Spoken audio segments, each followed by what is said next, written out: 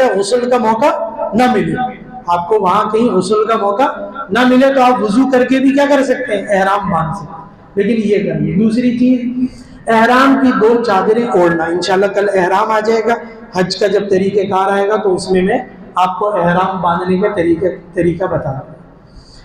اچھا، تیسری چیز فرمایا 2 نفل ادا کرنا، صحیح ہے۔ اور یہ ایک طریقے سے یوں سمجھ لیں، یہ 2 نفل عمرے کے لیے اللہ رب العزت، جیسے صلاۃ الحاجت ہم پڑھتے ہیں نا کہ اللہ تعالیٰ سفر میں، اعمال میں، ساری چیزوں میں کیا کر دے؟ آسانی کر دے۔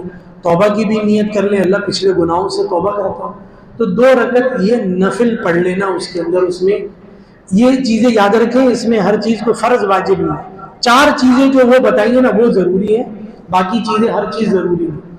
فرمایا عمرے کی نیت کرنا، اور جو ہے نا 5ویں چیز اس کے اندر بتا دی تلبیہ پڑھنا۔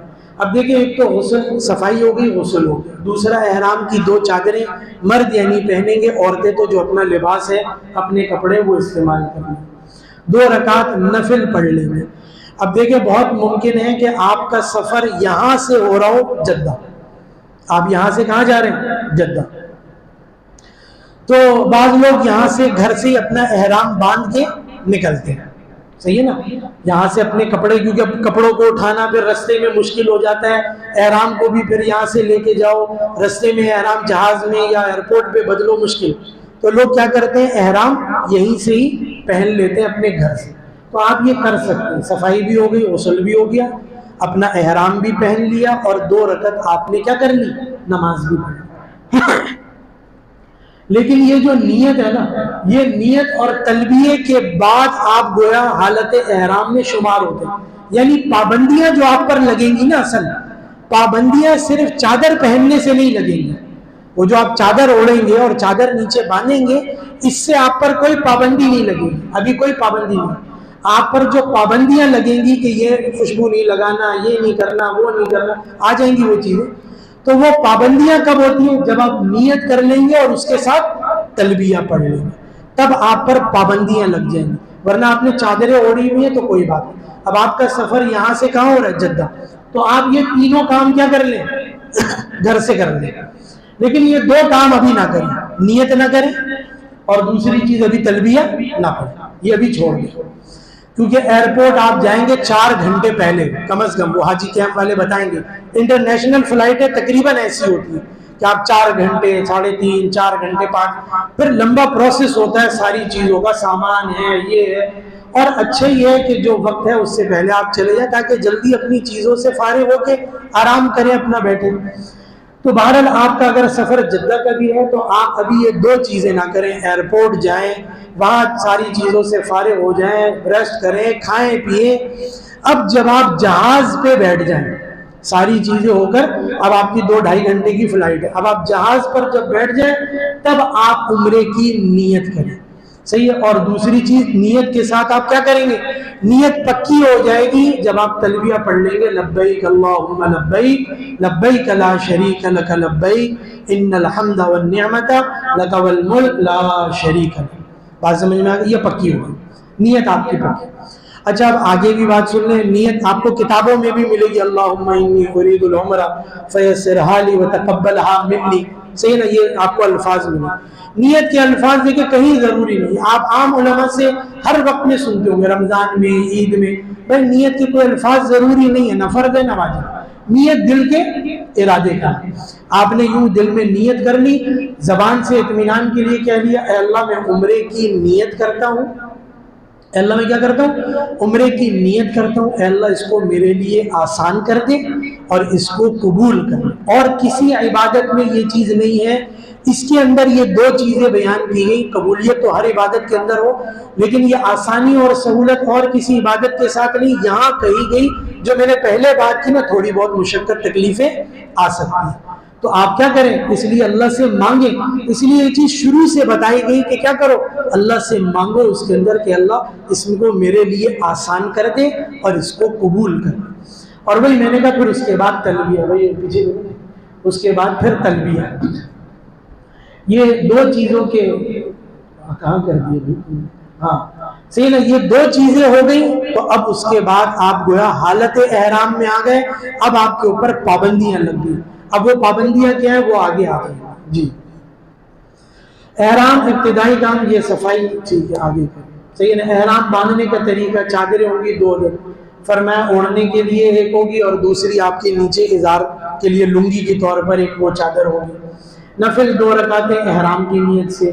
اور عمرے کی نیت اگر عذر ہو تو جہاز میں بھی نیت کی جا سکتی ہے. وہی میں نے بتایا آپ جہاز میں بیٹھیں گے تو آپ کو کھانے پینے کی چیزیں ملیں گی. اس میں آپ کو ہاتھ صاف کرنے کے لیے ٹشو ملتا ہے. وہ گیلا سا ہوتا ہے, اس میں پرفیوم خوشبو لگا ہوتا ہے تاکہ جو کھایا پیا تو ہاتھ سے اسمیل نہ آئے, بدبو نہ آئے. اس سے لوگ ہاتھ صاف کر کے اس کو پھینک دیتے. اس میں خوشبو لگی ہوئی ہوتی ہے, وہ استعمال نہیں کرنی کیونکہ حالت احرام میں خوشبو کا استعمال منع ہے. ٹھیک ہے نا. تو آپ یہ جہاز میں نیت کر لیجیے. جی یہ دیکھیے مستورات چہرے کے اوپر کپڑا نہیں لگا سکتی. چہرے کے اوپر کپڑا لگانا منع ہے. یہ ٹوپیاں آپ کو حاجی کیمپ میں, عالمگیر مسجد میں, ان جگہوں پر بآسانی مل جاتی. کیپ کی شکل میں ہوتی ہے اور اوپر سے جو ہے نا کپڑا لٹک رہا ہوتا ہے جو چہرے پر لگتا نہیں ہے, لیکن پھر بھی لگ سکتا ہے, ہوا سے لگ جائے کوئی وہ چیز ہو تو مستورات تھوڑا سا اس کو چہرے سے دور رکھیں. اوپر اس کی جالیاں لگی ہوئی ہوتی ہیں. اگر کوئی دیکھ سکتا ہے, دیکھنے میں آسانی ہے تو جالی لگی رہنے دے. اور اگر دیکھنے میں دقت ہو رہی ہے تو جو آنکھوں والا حصہ ہے نا وہ کاٹ کے نکال دے اس کا, تاکہ دیکھنے میں آسانی ہو جائے. باقی چہرے کا پردہ اس کے اندر ہو جائے گا. اس اچھا ایسی چپل استعمال کرنا صحیح ہے جس میں پیر کی چاروں ہڈیاں یہ کھلی ہوئی ہو. ٹھیک ہے نا. اچھا اس میں یہ والی چپل اس تصویر میں منع آ رہی ہے. میں کل آپ کو ایک اور تصویر دکھاؤں گا, اس میں تو یہ ایسی چپل پہننا اس کو ٹھیک لکھا ہے.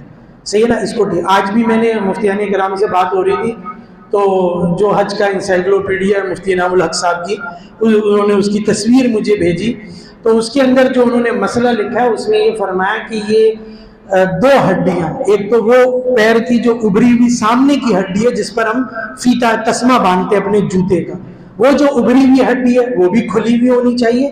اس کے اوپر جو ہے چپل کا سینڈل کا کوئی ٹکڑا نہیں آنا چاہیے. اور جو کعب جس کو ہم کہتے ہیں کعبین, یعنی 2 ابری ہوئی ہڈیاں دائیں بائیں جو پیر میں نکلی ہوئی ہے, جو ہم وضو کرتے ہوئے پیر دھوتے ہیں جس کے اندر, تو فرمایا وہ ہڈیاں بھی چھپنی نہیں چاہیے. اس میں ایک چیز انہوں نے یہ کہی کہ حضرت مفتی رفیع عثمانی صاحب رحمہ اللہ دوران حج ان کو یہ دیکھا کہ کسی ساتھی کو ایسی چپل پہنے ہوئے دیکھی, یعنی اس طور پہ کہ اگرچہ اس میں یہ کعبین کی ہڈیاں بھی کھلی ہوئی تھی, ٹخنے بھی کھلے ہوئے تھے اور یہ تسمے والی جگہ بھی کھلی ہوئی تھی, لیکن پیچھے کی جو پنڈلی ہے اس کے اوپر یہ پٹی آ رہی ہوتی پیچھے سے نا, تو انہوں نے اس کو بھی منع کیا کہ یہ نہ پہنے. ٹھیک ہے نا. تو بہرحال وہی میں نے کہا یہ بنیادی طور پر تو یہ ہے کہ اگر آپ کی چپل ایسی ہے کہ اوپر والی ہڈی بھی کھلی ہوئی ہے اور یہ سائڈوں والی بھی دونوں ہڈیاں کھلی ہوئی ہیں تو آپ ایسی چپل بھی استعمال کر سکتے ہیں. اور میں نے کیونکہ ایسی چپل دیکھی پوری چمڑے کو بھی منع کیا کہ یہ نہ پہنے. ٹھیک ہے نا. تو بہرحال وہی میں نے کہا یہ بنیادی طور پر تو یہ ہے کہ اگر آپ کی چپل ایسی ہے کہ اوپر والی ہڈی بھی کھلی ہوئی ہے اور یہ سائڈوں والی بھی دونوں ہڈیاں کھلی ہوئی ہیں تو آپ ایسی چپل بھی استعمال کر سکتے ہیں. اور میں نے کیونکہ ایسی چپل دیکھی پوری چمڑے کی بنی ہوئی جس میں کوئی سلائی بھی نہیں تھی, اس میں کوئی سلائی نہیں ہوئی تھی اور اسی طرح کی چپل تھی بالکل کھلی ہوئی اور اس میں یہ ہڈیاں کھلی ہوئی تھی.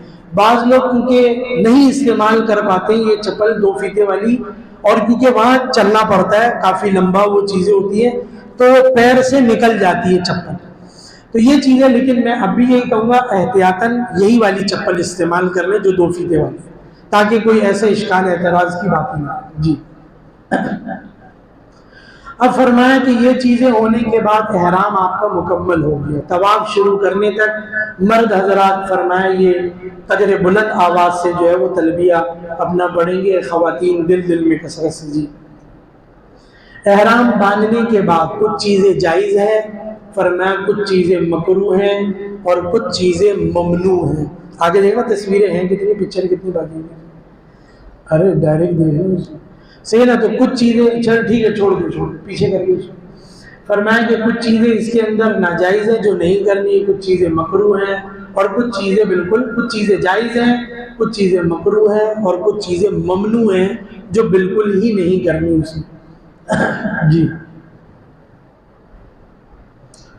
فرمایا احرام باندھنے کے بعد جائز چیزیں کیا ہیں؟ فرمایا ٹھنڈک یا تازگی حاصل کرنے کے لیے میل چھڑائے بغیر غسل کرنا. صحیح ہے نا؟ گرمی ہے، گرمی کا موسم ہے. اچھا اس میں ایک جو چیز بہت ہی وہ ہے، وہ لوگ یہ سوچتے ہیں کہ جو احرام باندھ لیا ہے نا اب یہ کھل نہیں سکتا، اب جو بھی کریں گے اسی میں کریں گے. اگر ہم نے احرام کی چادر اتار دی تو گویا ہمارا احرام کیا ہو جائے گا؟ ٹوٹ جائے گا، یا ہم حالت احرام سے نکل جائیں گے. ایسی کوئی بات نہیں ہے. بات سمجھ میں آ گئی نا؟ اس لیے اگر آپ نہانے جائیں گے تو کیا کریں گے؟ اپنا احرام اتاریں گے نا، چادر اٹھائیں گے، اوپر والی بھی نیچے والی بھی، تہبند کھولیں گے آپ اپنا. تو اس کی وجہ سے احرام پر کوئی فرق نہیں پڑے گا اس کے اندر، کیونکہ اصل آپ کی وہ نیت ہے جو چل رہی ہے اس میں.